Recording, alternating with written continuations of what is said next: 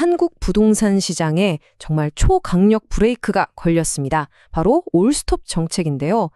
아니, 정부가 왜 시장 전체를 멈추려고까지 하는 걸까요? 오늘 그 이유를 하나하나 짚어보겠습니다. 문제의 핵심으로 바로 들어가 보죠. 대통령의 이 한마디, 이건 폭판 돌리기다.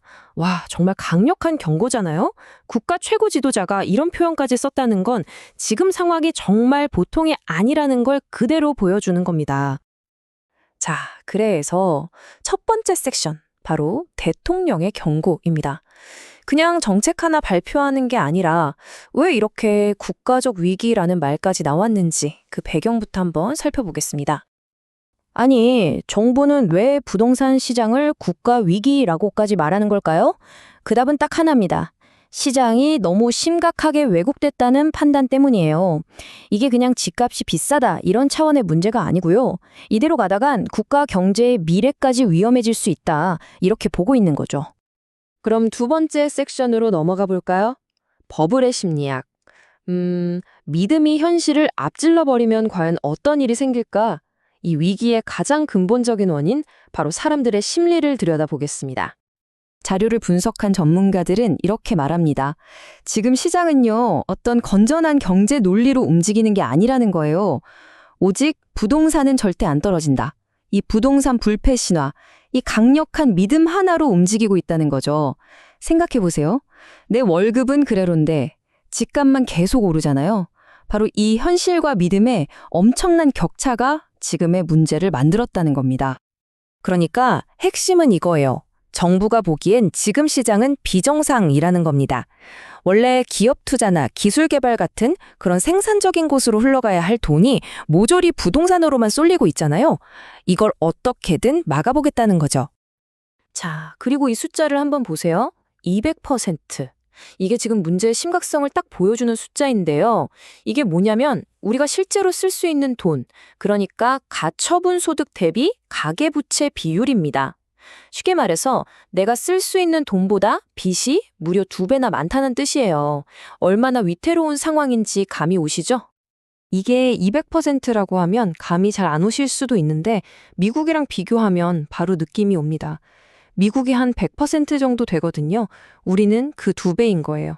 정말 엄청난 수치죠. 자, 그럼 세 번째 섹션으로 넘어가겠습니다. 이런 위기 상황에서 정부가 꺼내든 카드, 바로 올스톱 정책입니다. 전문가들이 이걸 왜 전례가 없다고까지 말하는지 한번 자세히 뜯어보죠. 그렇다면 이 광풍을 잠재울 정부의 해법은 뭘까요? 네, 아주 명확합니다. 한마디로 올스톱. 이 과열된 투기 심리의 불길을 그냥 꺼버리고 폭주하는 시장을 강제로 멈춰 세우겠다. 바로 이겁니다. 이 올스톱 정책은 크게 세 가지 축으로 이루어져 있습니다. 유동성을 차단하고 허점을 막고 시장을 깨끗하게 만드는 것. 이 세 가지가 동시에 들어가는 거죠.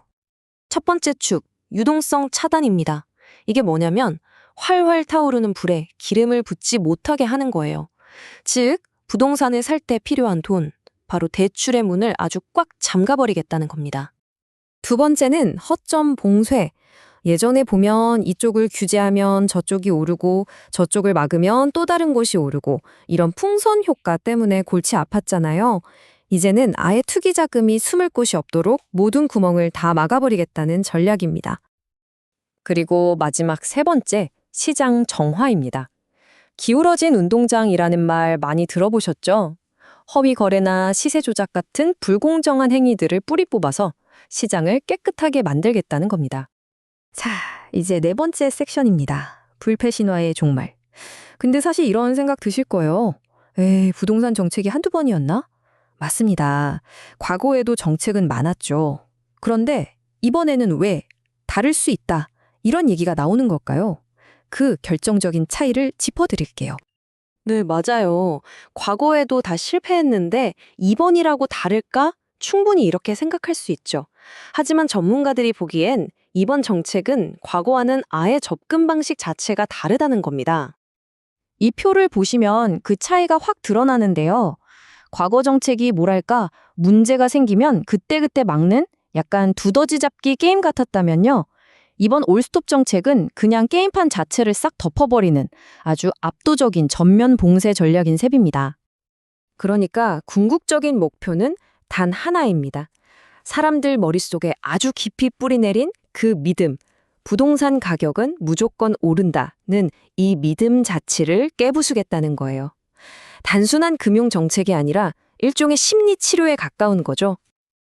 자, 이제 마지막 섹션입니다. 변화의 5가지 신호.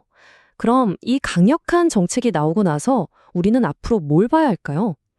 전문가들은 시장의 방향을 읽을 수 있는 5가지 핵심 신호를 꼭 지켜보라고 말합니다. 전문가들은 이 5가지 신호가 딱 맞아떨어질 때 시장의 진짜 구조적인 변화, 그러니까 큰 흐름의 전환이 시작될 수 있다고 지적합니다. 이 신호들이 바로 시장의 공강 상태를 알려주는 바로미터 같은 거죠. 자, 그중에서도 우리가 특히 눈여겨봐야 할 신호가 있습니다.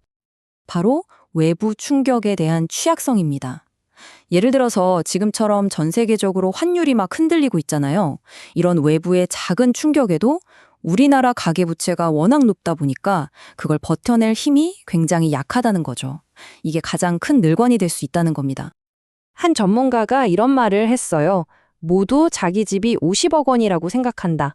하지만 진짜 문제는 그 50억을 현금으로 줄 수 있는 사람을 과연 찾을 수 있느냐는 것이다. 와, 정말 뼈 있는 말이죠. 서류상으론 부자인데 정작 팔려고 내놓으면 아무도 사지 않는 이 냉혹한 현실을 정확히 짚어낸 겁니다. 자, 그래서 오늘 내용의 핵심 요약입니다. 이번 새로운 정책은요, 시장 참여자들의 그 믿음과 차가운 경제 현실을 일부러 정면으로 꽝 하고 부딪히게 만든 설계라고 볼 수 있습니다. 비현실적인 기대를 걷어내고 시장을 현실의 땅 위로 끌어내리겠다는 거죠. 결국 그동안의 부동산 시장은 믿음이라는 모래 위에 세워진 성과 같았습니다. 이제 남은 질문은 단 하나입니다. 과연 정부의 이 강력한 충격이 그 믿음을 마침내 깨트릴 수 있을까요? 그 결과가 어떻게 될지 우리 모두가 지켜봐야 할 것 같습니다.